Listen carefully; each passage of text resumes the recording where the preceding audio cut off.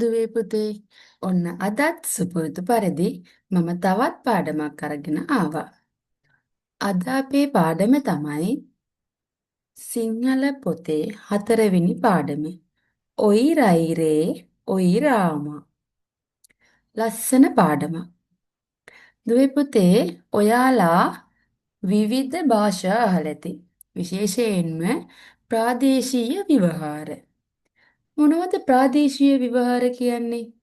ප්‍රාදේශීය ව්‍යවහාර කියලා කියන්නේ ප්‍රදේශයෙන් ප්‍රදේශයට අපි භාවිත කරන භාෂාව වෙනස් වෙනවා. එකම දෙයකට විවිධාකාරයෙන් අපි හඳුන්වන්න පුළුවන්. ඒ වගේම තමයි අපි විවිධ වෘත්තීන් වල නියැලෙද්දී ඒ භාවිත වෙන භාෂාවත් විවිධාකාරයෙන් වෙනස් වෙනවා. එහෙනම් දුවේ පුතේ අපේ මේ අද පාඩමටත් තියෙන්නේ කමත් බස්වහර. කමත ඒ කියන්නේ අපි දන්නවා කුඹුර. එහෙනම් මේ කුඹුර ආශ්‍රිතව අපි වැඩ කරද්දී අපි භාවිත කරන භාෂාව වෙනස් වෙනවා. අපි බලමු තවදුරටත් විස්තර කොහොමද ඒ අපේ කමත් බස්වහර කියලා. හරි. අපිට මෙන්න මෙහිම තියෙනවා. භූගෝලීය සාධක, පාරිසරික විශේෂතා, නිෂ්පාදන ක්‍රම, ජීවන ක්‍රම, ඇදහිලි, විශ්වාස, සිතුම්පතුම්. මෙන්න මේ කියන්නා වූ හේතුන් නිසා අපි එදිනෙදා ජීවිතයේ භාවිත කරන විවහාර රැසක් අපේ මේ සිංහල භාෂාවට එකතු වෙලා තියෙනවා. අපි ජීවත් වෙන පරිසරය, ඒ පරිසරයේ පිහිටීම් අනුව, ඒ වගේම විවිධ වූ නිෂ්පාදන ක්‍රියාවලි සිද්ධ වෙනවා. ඉතින් අපි ජීවත් වෙන ආකාරය, අපි විශ්වාස කරන දේවල්, අපි අදහන දේවල්, ඒ වගේම අපේ සිතුම් පැතුම් මෙන්න මේ ආකාරයෙන් විවිධ වූ හේතුන් නිසා අපි භාවිත කරන මේ විවහාර සිංහල භාෂාවට එකතු වෙලා තියෙනවා. අර මං කලින් කිව්වා වගේම අපි අද මේ පාඩමෙන් කතා කරන්නේ කමත් බස්වාර. කමත. එහෙම නැත්නම් අපි කුඹුර ආශ්‍රිතව. අපේ ජන සමාජයේ අතීතයේ ජීවත් වුණු මුතුන් මිත්තන්ගේ පටන් මෙන්න මේ වී ගොවිතැන පැවතගෙන ආවා. ඉතින් එයාලා සාමාන්‍යයෙන් මේ වී කියලා හැඳින්නුවේ බුද්ධ භෝගයක් විදියට. අපි විශේෂ සැලකිල්ලක් දැක්වුවා මේ වී වලට. වී ඇටයක් පාගන්නේ නැහැ. නේද? ඒ තරම් කියන්නේ වී ඇටයක් විසි කරන්නේවත් නැහැ. ඒ තරම් සුවිශේෂී වූ තැනක් දුන්නා. කියන්නේ බුද්ධ භෝගයක් ලෙසම මේ වී හැඳින්නුවා. ඉතින් ඒ වී වලට බුද්ධ භෝගයක් ලෙස හඳුන්වනවා වගේම මෙන්න මේ වී ගොවිතැන් කටයුතු කරද්දිත් එයාලා බොහෝ විශ්වාස සිරිත් විරිත් ආශ්‍රිතව තමයි මේ හැම දෙයක්ම සැලකුවේ. ඒ වගේම තමයි මේ කමත හා වී අතර බුදුන් වහන්සේගේ දෙවියන්ගේ සමදතාවයක් තියෙනවා කියලා මේ පැරණි සිංහලයෝ විශ්වාස කළා. ඉතින් එයාලා මේ දේවල් කුඹුරු නැත්තම් කමත් වැඩ පටන් ගන්න කලියෙන් පෙර සිටම දෙවියන්ට බුදුන්ට පූජා පවත්වනවා. සිරිත් විරිත් මේ දේවල් තියෙනවා. ඉතින් අපටත් මෙන්න මේ පාඩමෙන් වී ගොවිතැන හා බැඳුණු සිරිත් විරිත් ඒ වගේම ඒ හා බැඳුණු භාෂාව කොහොමද කියලා හඳුනගන්න ලොකු උපකාරයක් වෙනවා. අපි බලමු අපිට මොනවද අපි අලුතෙන් දැනගන්න සිරිත් විරිත් ඒ වගේම කමත් බස්වහර කොහොමද කියලා. අනුරාධ ඔහුගේ මවත් සමග ගමට ගියේ දින 3ක නිවාඩුව ගත කිරීමටය. ඔන්න දින 3ක නිවාඩුවක් ඇවිත් තියෙනවා. ඔයාලා උනත් එහෙමනේ. සතියන්තයේ එහෙම නැත්තම් දින ගණනාවක් නිවාඩුවක් ආවොත් කොහේ හරි යන්න තමයි හිත කියන්නේ. එහෙනම් මෙන්න මේ අනුරාධත් එයාගේ අම්මත් එක්ක මේ දින 3ක නිවාඩුව ගත කරන්න සූදානම් වෙනවා. එයා කොහෙටද එයාගේ නිවාඩුව ගත කරන්න යන්නේ? Tamanගේ මාමගේ පුතා වෙන සිරිමල්. ඒ කියන්නේ මෙයා යන්නේ මාමලගේ ගෙදර. එහෙනම් මෙයාට ලොකු සතුටක්. තම මාමගේ පුතා වන සිරිමල් සමග සෙල්ලම් කිරීම තරම් සතුටක් ඔහුට නැත. එහෙනම් එයා හැම නිවාඩුවකටම තමන්ගේ මාමලයි ගෙදර යන්න, එහෙම නැත්නම් එයාගේ යාළුවා වන සිරිමල් සමග සෙල්ලම් කරන්න යන්න සතුටෙන් ඉන්නේ. හැබැයි එයාට මේ ලැබෙන නිවාඩුව සතුට දෙගුණ තෙගුණ වූයේ මාමලාගේ කුඹුරේ ගොයම් පෑගීමද මෙදිනට යෙදී තිබීම නිසාය. එයා ගියේ නිවාඩුවට සෙල්ලම් කරන්න. හැබැයි එයාගේ ඒ සතුට දෙගුණ තෙගුණ වුණා. දෙගුණකින් එහෙම නැත්නම් තුන් ගුණයකින් වැඩි වුණා. ඒ වැඩි වෙන්න හේතුව මාමලගේ කුඹුරේ ගොයම් පාගන එකත් මෙන්න මෙයාලා මේ යන දවසේම යෙදිලා තිබුණු නිසා. හිරු අවරට යන්නට පෙර දාවිත් රාළහාමි ඇතුළු ගොවි පිරිස කමතට යන්න සූදානම් වූහ. සිරිමල් හා අනුරාධත් ඔවුන් හා එක් වූහ. හිරු අවරට යන්න. එහෙනම් මේ ඉර බැහැගෙන යන්න පෙර දාවිත් රාළහාමි ඇතුළු ගොවි පිරිස මොකටද සූදානම් වෙන්නේ? කමතට යන්න. හැබැයි මෙන්න මේ ගමනට සිරිමල් වෙනද යන්නේ තනියම තාත්තලාත් එක්ක. අද හැබැයි එයාට තව යාළුවෙක් ඉන්නවා. කවුද? අනුරාධ. ඔව්. අනුරාධත් එක්ක යනවා. පුතේ අම්මාගෙන් යතුරු ඉල්ලගෙන එන්න. හොඳයි අප්පච්චි. මොකටද අයියේ කුඹුරට යතුරක්? අනුරාධ ඇසීය. දැන් අපිත් සාමාන්‍යයෙන් කොහේ හරි ගමනක් යන්න ලෑස්තුනොත් පුතේ අම්මගෙන් යතුරු ඉල්ලගෙන ඉන්න. යතුරු මොකක් වෙන්නේ නැද්ද? වාහනයක වගේ නේද යතුරු ඉල්ලන් ඉන්න කියලා කිව්ව අපිට මතක් වෙන එක සැරේටම. හැබැයි මෙතන අනුරාධට ප්‍රශ්නයක් තියෙනවා. අනුරාධ ප්‍රශ්නයක් අහනවා. මොකටද අයියේ කුඹුරට යතුරක්? කුඹුරු දොරවල් වහලා ලොක් කරලාද තියෙන්නේ? නෑ. එහෙනම් ඔන්න අලුත් වචනයක්. මොකටද අයියේ කුඹුරට යතුරක්? අපි බලමු යතුර කියන්නේ මොකක්ද කියලා. මල්ලි ගොයම් පාගන තැන කතා කරන්නේ ගෙදර කතා කරන වචන වලට වඩා වෙනස් වචන. කමතේ වචන හරිම වෙනස්. දැන් අප්පච්චි මට ගේන්න කිව්වේ කුල්ල. කොල්ලට තමයි කමතේදී යතුර නැත්තම් යතුරු ගොයියාව කියන්නේ. ඔන්න එහෙනම් දුවේ පුතේ ඔයාලා අලුත් වචනයක් දැන් ඉගෙන ගත්තා. මොකද්ද වචනය? යතුර. වචනය නම් අලුත් නෑ. හැබැයි අපි යතුර කියන්නේ මොකටද? හැබැයි මෙන්න මේ කුඹුරේදී එහෙම නැත්නම් කමතේදී. දැන් මේ සිරිමල් කියා දෙනවා තමන්ගේ යාළුවට ඥාතියට නේද අනුරාධට. ඥාතිත්වයට මල්ලි කියනවා අපි ගෙදර කතා කරන වචන කමතේදී කතා කරන්නේ. කමත් භාෂාව හරි වෙනස්. දැන් අප්පච්චි මට ගේන්න කිව්වේ යතුර. යතුර කියන්නේ මොකටද? කොල්ලට. එහෙම නැත්නම් අපි කියනවා යතුරු ගොයියාව කියලා. හරි. අම්මේ යතුරකෝ අප්පච්චි ගේන්න කිව්වා. යතුර වී බිස්ස ළඟ එල්ලලා ඇති පුතේ. වී බිස්ස. ඔන්න ආයෙත් තවත් අලුත් වචනයක්. වී බිස්ස කියලා කියන්නේ ගොයන් කපලා පාගලා අපි ඒ අස්වැන්න අරන් තියාගන්න ස්ථානයට තමයි අපි කියන්නේ වී බිස්ස කියලා. ඔයාලා කලින් ඒ වචනේ නම් අහලා ඇති. හරි. මේ රතු ගඟුලත් කමතට ගෙනියන්න මල්ලිත් එක්ක. කියමින් බණ්ඩාර මැණිකේ හකුරු සමග තේ කහට පෝච්චියක් සිරිමල්ට දුන්නාය. මොනවද එහෙනම් මේ රතු ගඟුල? ඒකනම් අනුරාධට තේරිලා. අයියේ තේ කහට වලට නේද රතු ගඟුල කියන්නේ? ඔව් ඔන්න තේරිලා. එහෙනම් මොනවද රතු ගඟුල කියන්නේ?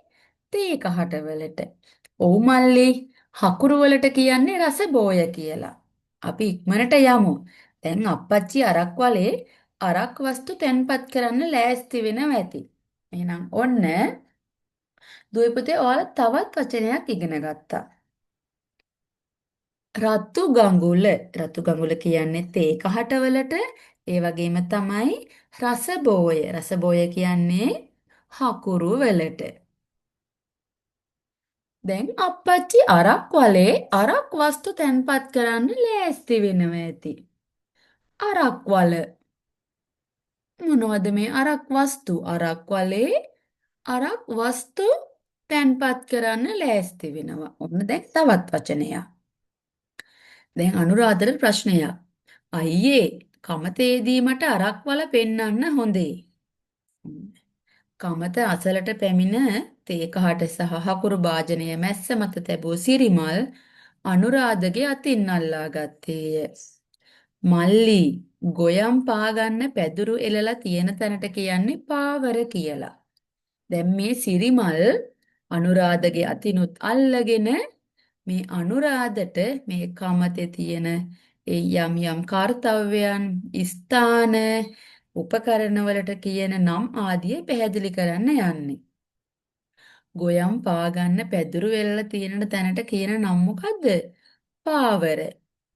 කමත කියලා කියන්නේ කොළ මඩවන මුළු බිමටම. කමතට තව වචනයක් කියනවා මොකද්ද? කලවිට කියලාත් කියනවා.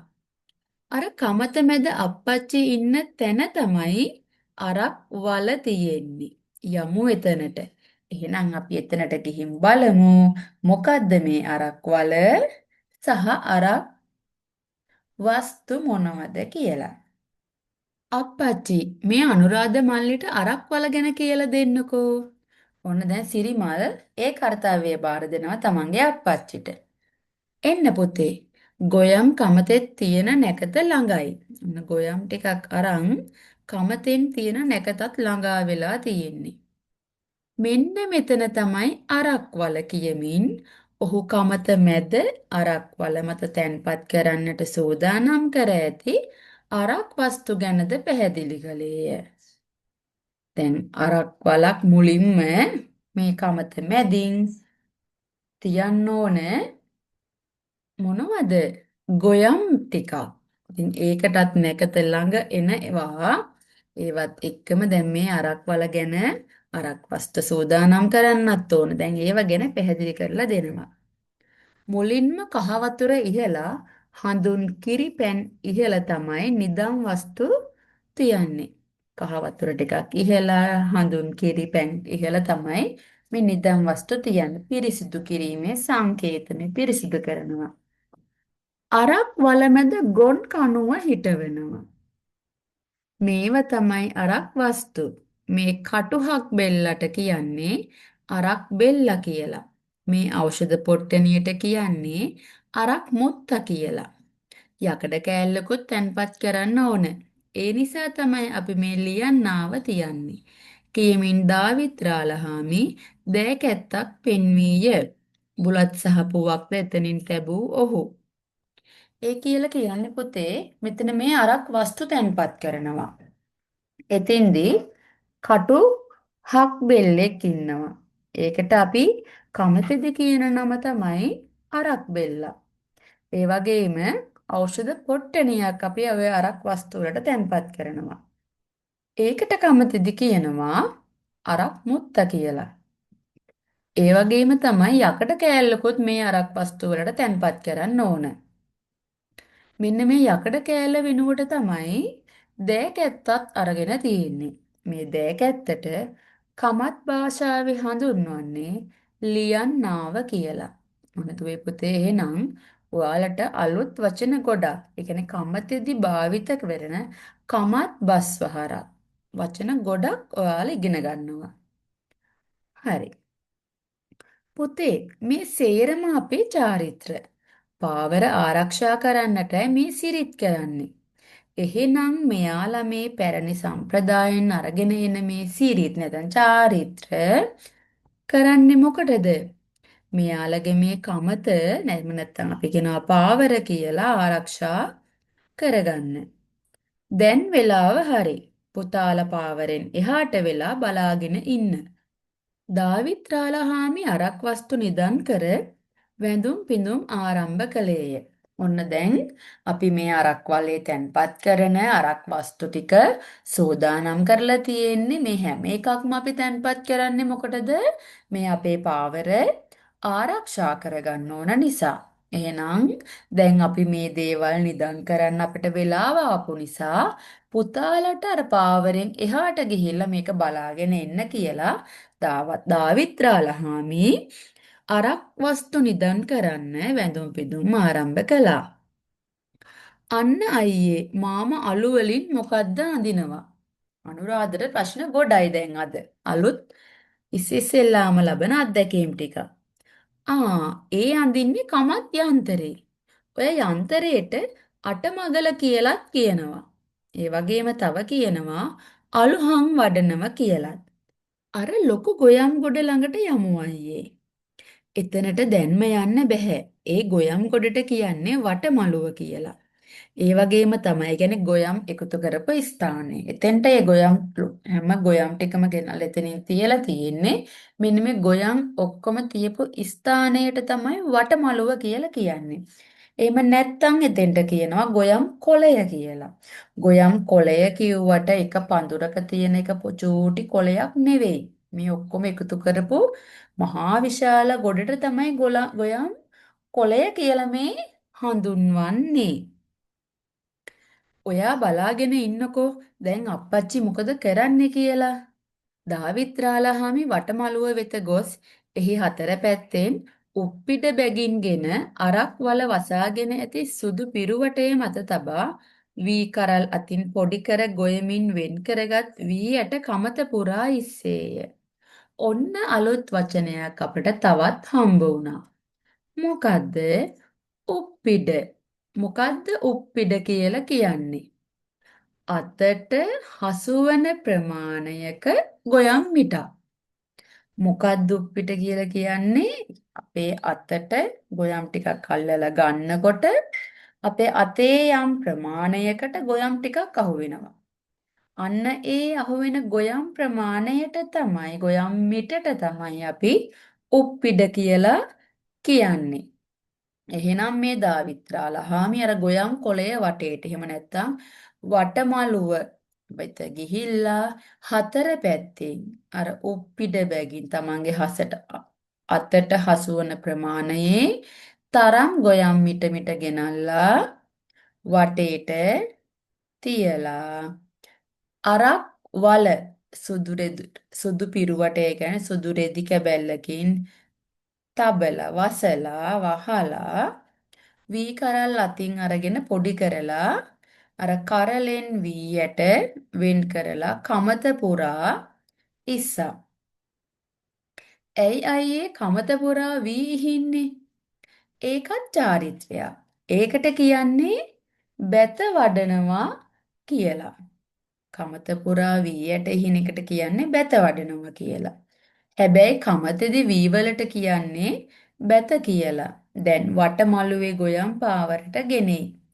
බෝලත්තෙන් කමත අතු ගාලා කහ වතුර ඉහළ තමයි මහ පිඩ මුලින්ම පාවරෙන් තියන්නේ. ඔන්න තවත් වචන අපට හමු වෙනවා. බෝලත්තෙන් කමත අතු ගාලා. දැන් අර කමතේ තැන් තැන්වල වී කරල් එකතු වෙලා තියෙනව නම් මෙන්න මේ බෝලත්තෙන් ඉදලා අරගෙන අතු ගාලා එකතු කරනවා. එකතු කරලා මහප්පිඩ මුලින්ම පාවරෙන් තියනවා. දැන් අපිට උප්පිඩ නම් හම්බුණා. උප්පිඩ කියලා කියන්නේ මොකද්ද? අතට අහු වෙන තරම් ප්‍රමාණයේ වී මිටක්. මහප්පිඩ. මහප්පිඩ කියලා කියන්නේ පුතේ කමතේ මුලින්ම තබන ගොයම් මිට. එහෙම නැත්නම් උප්පිඩ. අපි කිව්වේ උප්පිඩ බැගින් තියෙනවා කියලා අතට අසු වෙන තරම් ප්‍රමාණයක්. ඒ කියන්නේ කමතේ මුලින්ම තබන අර මේ වී මිටක තරම් ප්‍රමාණයට තමයි මහප්පිඩ කියලා කියන්නේ. සිරිමල් පුතේ සියාතු මාමත් එක්ක මුදුනා පාවරට අරගෙන එන්න. මුදුනා. ඔන්න කවුරු හරි එක්කගෙන එන්න කියලා කියනවා. දාවිත්‍රාලහාමි කමතට ගෙනා මුදුනා අරක් වල මැද සිටුවා ඇති ගොන් කණුවේ බැන්දේය. මුදුනා සමග අම්බරුවෝ 4 දෙනෙක් ආදින ලදහ.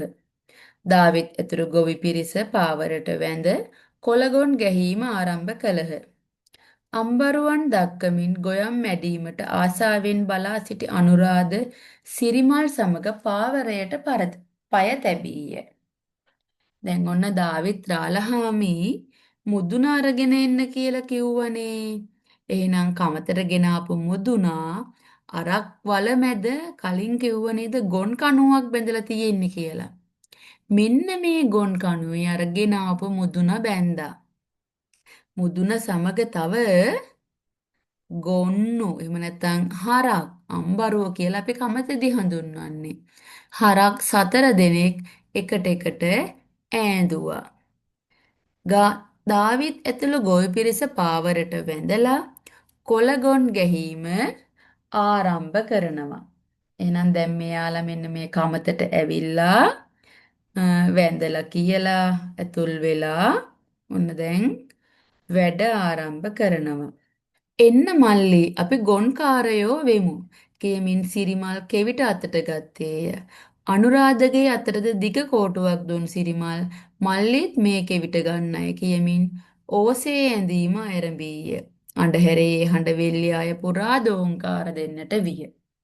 එහෙනම් දැන් අපිත් ගොන්කාරයෝ වෙමු කියලා දැන් ගොන්නු ටිකක් යනවා පෙළියට 4-5 දෙනෙක්. ඉතින් මෙන්න මෙයාලගේ පස්සෙන් මේ අනුරාධයි සිරිමලොත් කෝටු දෙකක් අරන් යනවා.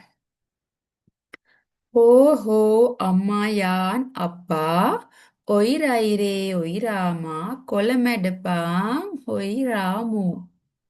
ලස්සනට තාලෙට කියන්න ඕනේ ඉතින්. ඉතින් කොළ මඩ වෙන අය ලස්සනට තාලෙට අරක් පස්සේ මෙහිම කේ තමයි යන්නේ. අයියේ ඔන්න ඔන්න කියමින් අනුරාධ පසකට වූයේ මුහුණ හකුලාගෙන නහයද වසා ගමනි. දැන් මේ ගොන්නු පස්සේනේ යන්නේ. ඉතින් ගොන්නු පස්සේ යද්දී විවිධ දේවල් වෙන්න පුළුවන්. ඉතින් මොකක් හරි දෙයක් මෙතනත් වෙනවා. බලමු. හරි කියමින් සිරිමල් මැඩුවන් ටිකක් දෑතටගෙන අම්බරුවන් හෙළන ගොම්පස් අල්ලා ඒවා පාවරට වැටීම වළක්වා කමතෙන් පිටතට විසි කළා. මොකද කරේ?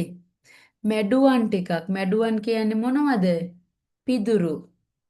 ඉක්මනට පිදුරු ටිකක් අරගෙන අත් දෙකට අරගෙන අම්බරුවන් හෙළන ගොම්පස් මොනවද? අම්බරුව දාන ගොම ටික අර පිදුරු ටිකක් එක්ක ඇල්ලුවා. එහෙම නැති වුණොත් මොකද වෙන්නේ? අර පාවරට වී ටිකට තමයි වැටෙන්නේ. එහෙම වුණොත් ඒවය නැවත ප්‍රයෝජනයක් ගන්න බැරි වෙනවා.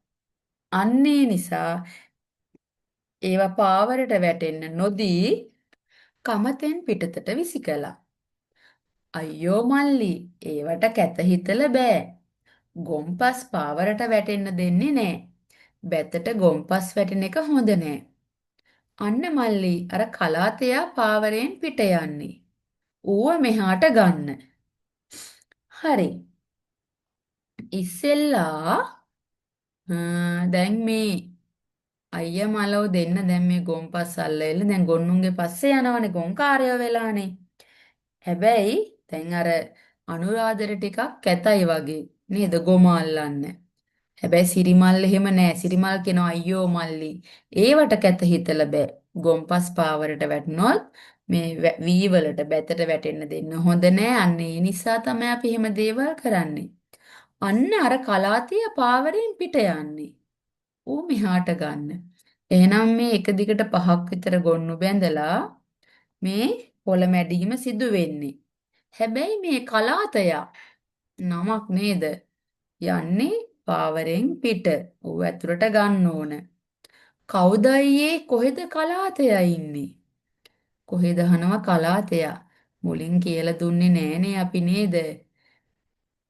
මෙතනක් තියෙනවා. මට ඒක කියලා දෙන්න බැරි වුණානේ. මේ ගොන් කණුව ළඟින්ම ඉන්නේ කවුද? මුදුනා. අර කිව්වේ මුදුනා අරගෙන එන්න කියලා එන්න ගොන් කණුව ආසන්නේම රවුමට මෙහෙම දැන් කට්ටිය එක යනවා කණුවේ බැඳලා. ආසන්නෙම ඉන්න කෙනා තමයි මුදුනා.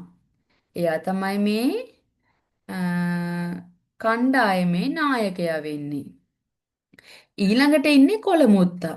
ඊළඟට එලිවිස්සා ඊළඟට මට්ටයා අන්තිමය තමයි කලාතය. එහෙනම් 5 දෙනෙක් ඉන්නවා. අන්තිමයා වෙන්නේ කලාතය. එයා හැමතිස්සෙම පාවරෙන් එළියට යන්න බලනවා. එයා ඉන්නේ අයිනේනේ. ඒ කියන්නේ කුඹුරෙන් මැද තමයි ගොන් කණුව ගැට ගහලා තියෙන්නේ. ඒතර ගොන් කණුවේ තමයි අර ඊටු ගොන්නු 5 දෙනාම ඉන්නේ. එතකොට අන්තිමට ඉන්නේ කවුද? කලාතයා. එතකොට එයාට එහාට බහින්න එළියට යන්න ලේසි. එහෙනම් එයා හැම වෙලේම අර පාවරෙන් එහාට එළියට යන්න බලනවා. හැබැයි ඒ වගේම තමයි මේ කමත් බස්වාරෙදී අපි හරක් කියලා කියන්නේ නැහැ. පාවිත කරන්නේ අම්බරුවෝ කියලා. හා හා යමු දරුවනේ. සේදරි කරමු සේදරි කරමු. ඔන්න තවත් වචනයක්. මොකද්ද සේදරි කරනවා කියන්නේ? ඉක්මන් කරන්න කියන එක. දැන් මෙයාලා මේ ගොන්කාරයෝ පස්සේ යනවා. නේද ගොන්කාරයෝ වෙලානේ. දැන් ඉක්මන් කරන්න කියනවා. හෝ හෝ අම්මා යාන් අප්පා. මේ අම්බරුවන්ට අඬහැර කියනවා. කියන්නේ අඬහැර කියන්නේ මොකද්ද? මොනවද මේ අම්බරුවන්ට? හරක්ට අඬහැර කියනවා කියන්නේ. අන්ධහැර කියලා කියන්නේ එයාලව ශක්තිමත් කරන්න, ධෛර්යවන්ත කරන්න අපි කෑ ගහනවා නේද? කෑ ගහලා යන්සන සින්දු කියලා තමයි මේ මුන් ටික අරගෙන යන්නේ. කියමින් සියාතු අම්බරුවන් දක්කන්නට විය. මල්ලි අපි වැඩ ඉක්මන් කරමු. සියාතු මාම අපට කිව්වේ ඒකයි. එහෙනම් සේදරි කරනවා කියන්නේ ඉක්මන් කරනවා. මේ කතා බහ අතර කොළමුත්තා ගොයම් කන්නට විය. ඒ අතරේ කොළමුත්තා මොකද කරන්නේ? කොළමුත්තා ගොයම් කන්න පටන් ගත්තා. මල්ලි ඔය ඔය කොළමුත්ත ගොයම් සාත්තු වෙනවා. කෙවිතෙන් තට්ටු කරලා ගමන ඉක්මන් කරන්න. සාත්තු වෙනවා කියන්නේ පරක්කු වෙනවා ගමන ටිකක් හෙමින්. එහෙනම් ඔය කෙවිතක් තියන් ඉන්නේ මොකද්ද? වැරැද්දක් කරනකොට දඬුවමක් දෙන්නනේ. එහෙනම් ඔය කොළමුත්ත චුට්ටක් පරක්කු වෙනවා. ඒක නිසා ඔය කෝටුවෙන් තට්ටුවක් දාලා ගමන ඉක්මන් කරන්න කියලා කියනවා. මදුරුවන්ගෙන් ආරක්ෂා වීමේ හා ආලෝකය ලබා ගැනීමේ අරමුණින් කමතෙන් පිට ගිනිමැල ගැසීම සාමාන්‍යයෙන් සිදුවන්නකි. මදුරුවෝ ඉන්නවා. ඉතින් මේවා ආරක්ෂා වෙන්නත් ඒ වගේම කමතට ආලෝකය ලබා ගැනීමේ අරමුණෙන් තමයි මේ කමතෙන් පිට ගිනිමැලයක් ගසනවා. ඒක සාමාන්‍යයෙන් හැම වාරයක් පාසාම සිදු වෙන්න. සාදිරිස් උන්නැහේ ගිනි මොලවන්නට කොළරොඩු හා දර රැස් කළේය. කමතේදී මේ ක්‍රියාව හඳුන්වන්නේ රත්තා බෝ කිරීම යනුවෙන්. මොකද්ද රත්තා බෝ කිරීම කියලා කියන්නේ? ගිනි ගොඩක් ගැසීම. සාදිරිස් රත්තා බෝ කරද්දී විලියම් පැංගිරි බෝය පුරන්නට විය. මොකද්ද පැංගිරි බෝය කියලා? බුලත් විට එහෙනම් සාදිරිස් රත්තරබෝ කරද්දී විලියම් මොකද්ද කරන්නේ? බුලත් විටක් කන්න සෝදානම් වෙනවා. මේ අතර බණ්ඩාර මැණික බිසෝ මැණිකේ මැගලින් සහ අනුරාධගේ මව ඇඹුලත් රැගෙන කමතට සේන්දූහ ළඟා වුණා. එහෙත් කාන්තාවන්ට කමත තහංචිය. එහෙනම් ඔන්න ගැහැණු පාර්ශවයේ අය මේ කමතට බහින්නේ නැහැ. කෑමවල සුවඳ දැනුණු විට අනුරාධගේ බඩගින්න පෙරට ආවේය. අයියේ අපිත් බත් කමු. දැන් එයාට කෑමවල සුවඳ දැනලා බඩගින්නක් ඇවිල්ලා. ඒක නිසා සිරිමල්ට නැත්තම් එයාගේ ඥාති අයියට යෝජනාවක් කරනවා මොකද්ද? අපිත් බත් කමු කියලා. එතකොට සිරිමල් කියනවා මල්ලි කමතේ බත් නෑ. කමත් බතට කියන්නේ ඇඹුල කියලා. එහෙම නැත්තම් මුත්තෙට්ටුව කියලාත් කියනවා. ඒ වගේම තමයි කමතෙදි කන්නේ නෑ. කමතෙදි මොකද්ද කරන්නේ? සප්පායම් වෙනවා. නැත්තම් සාත්තු වෙනවා. පොඩ්ඩක් ඉන්න අප්පච්චිට කතා කරන තුරු සිරිමල් පුතේ අම්බරුවන් පිට කමත් කරන්න කියමින් දාවත්‍රාලාහාමි ඇඹුල තබා ඇති මැස්ස දෙසට ගියා. මල්ලි අම්බරුවන් කමතෙන් පිටට දක්කමු. දැන් ඉපනැල්ල උලා කාලා ඉඳීවි.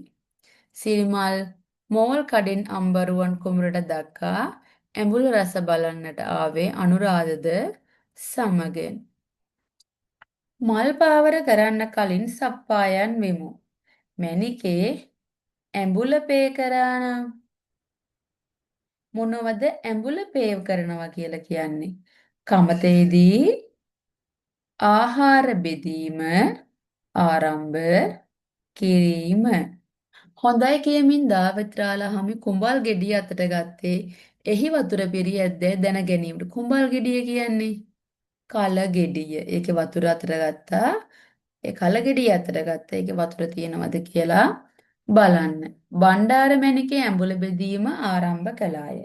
මුලින්ම අත්තමට පැමිණි ගොවීන්ටත් සංග්‍රහ කරන්නට ඇය දාවිත්‍රාලහාමි සමග එක්වූවාය. සිරිමල්ලා අනුරාධද කමත් බතෙහි රස බැලූව. එහෙනම් අනිත් අය කෑම ගන්නවා වගේම මෙයාලා දෙන්නෙත් මේ කමත් බස්වල රස බැලුවා. සප්පාය මහවර වූ පසු ඉතිරි අඩුම කුඩුම එක් රැස් කරගත් කාන්තාවෝ ආපසු යන්නට සැරසුණාහ. එයාලා හැමෝම සප්පායම් වෙලා එහෙම නැත්තම් කෑම කාලේ වුණාට පස්සේදී මේ ඇඹුල එහෙම නැත්තම් මුත්තෙට්ටු අරගෙන ආපු අය ඒ වාජනත් එක්කම අරගෙන ආපසු යන්න සූදානම් වුණා. අපි ගිහින් එන්නම් රාලහාමි. තව ටිකකින් කළු ගඟුල එවන්න. සිරිමල් පුතා ගෙදර එවන්න. රතු ගඟුලයි කළු ගඟුලයි. රතු ගඟුල කියන්නේ කහට.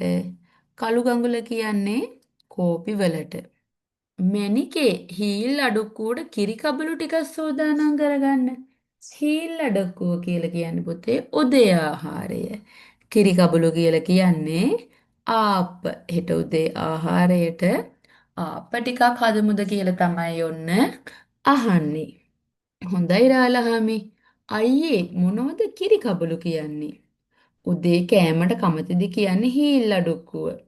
හීල් අඩුක්කුවට ආප්ප හදන්න කියලා තමයි අප්පච්චි අම්මට කිව්වේ. ඔන්න ඔයාට උදේට ආප්පත් කන්න පුළුවන් හොඳේ. තව ටිකකින් අපි යමු කළු ගඟුල ගේන්න. ඔයා හිතන්නේ මොනවද කළු ගඟුල කියන්නේ? මොනවද ඔයාලා හිතන්නේ දුවේ පුතේ කළු ගඟුල කියන්නේ? කෝපි. කෝපි වෙන්න ඇති. ඇයි අපි එනකොට ගෙනාවේ රතු කඟුලනේ. රතු කඟුල තේ නම් තේ කහට නම් කෝපි වෙන්න ඕන කළු කඟුල කියන්නේ. හරියට හරි මල්ලි. දෙදෙනාම නැවත පාවරට ගියේ ඊළඟ මැඩවීමට මුල පුරන්නට. මල්ලි මේ ගොයම් ගස්වල තිබුණු වීයට ඔක්කොම දැන් පාවරට හැලිලා. මේ මැඩවුණු ගොයමට කියන්නේ මැඩුවන් කියලා. මේවයේ තියෙන වී ඇට පාවරට වැටෙන්න විදියක් මඩුවන් හලහලා කමතෙන් පිටට දානවා. අර බලන්න අප්පච්චි අතේ තියෙන්නේ මොකද්ද කියලා. ඒකට කියන්නේ දැති ගොයියාව කියලා. ඒකෙන් තමයි මැඩුවන් අවුස්සලා දෙන්නේ. ඒක ලී වලින් හදපු එකක් නේද? ඔව් කම්කරුවන් ඔව් කරුවක් තියෙන ලීයකින් තමයි දැති ගහ හදන්නේ. පළමුවෙනි මැඩුවන් හලා බෑමට කියන්නේ මල් පාවර කියනවා කියලා. ඒ කියන්නේ දැන් වැඩ ඉවරද? නෑ නෑ. අප්පච්චිලා ආයෙමත් වට දානවා. ඊට පස්සේ අපි දෙන්නට තමයි වැඩ තියෙන්නේ. මොකද්ද වටේට දාන්නේ? කමත වටේ තුනී වෙලා විසිරලා තියෙන ගොයම් පැලවලට පාවරට දානවට. කමත වටේ තුනී වෙලා විසිරලා තියෙන ගොයම් පැල පාවරට දානවට තමයි මේ වට දානවා කියලා කියන්නේ. අම්බරුවන්ට නොපෑගුණ ගොයම දෙවෙනි සැරේ කොළගොන් ගහන කොටයි පෑගෙන්නේ. හොඳින් ගොයම මැඩ වෙනකොට බැත පාවරට වැටෙනවා. අන්න විලියම් මාමා අම්මරුවන් අරගෙන එනවා. ඇයි අයියේ අම්බරුවන් ඒ පාරෙන්ම ගේන්නේ? එහෙම තමයි මල්ලි. හැම පැත්තටම හැම තැනින්ම ඇතුල් වෙන්න බෑ විශේෂයෙන් සත්තුන්ට. අම්බරුවන් කමතට ඇතුළු වන පාරට කියන්නේ මෝල් කඩ කියලා. එහෙනම් මේ හරක් අරගෙන එන්නේ මෝල් කඩින් අපි එයාලා එනකොට එයාලට ඉඩ දෙන්න ඕන. මගේ කෙවිතකෝ සිරිමල් අයියේ. මේ තියෙන්නේ. ඔන්න මල්ලි මේ සැරේ නම් ගොම්පස් අල්ලන්න වෙයි. දැන් ආයෙත් වැඩ පටන් ගන්නවා. එතකොට නම් ගොම්පස් අල්ලන්න වෙනවා. හරි හරි. දැන් මට කියන්න පුළුවන්ද? දැන් එහෙනම් මමත් ටිකක් මේව දන්නවා. කමත් බස් වහර ගැන. පුතේ සිරිමල් කොමේ ගොන්කාරයෝ දෙන්නා. දාවිත්‍රාලාමේ වටපිට බලද්දි සිරිමල් හා අනුරාධ අඳුර පාන්නට වුණා. හෝ හෝ අම්මා හෝ හෝ යාපා ඔයිරයිරේ ඔයිරාමා කොළමැඩපා ඔයිරාමු මෙයාලා අඳුර පාමින් මේ ගොයම් පාගන දිහා බලාගෙන ඉන්නවා. ඔන්න දුවේ පුතේ අදින් අපේ පාඩම අවසానයි. අරුත් පැහැදිලි කිරීමක් තියෙනවා. ඔයාලට මං කියා දීපු වචන වලටත් අමතරව තවත් අලුත් වචනයක් මොනවා හරි තියෙනම් මේ අර්ථ පැහැදිලි කිරීම යටතේ ඔයාලට නැවතත් ඒ පාඩම බලා ගන්න පුළුවන්. හරි එහෙනම් දුවේ පුතේ තවත් අලුත් පාඩමකින් ඉදිරි දිනේ අපි නැවත හමු වෙමු.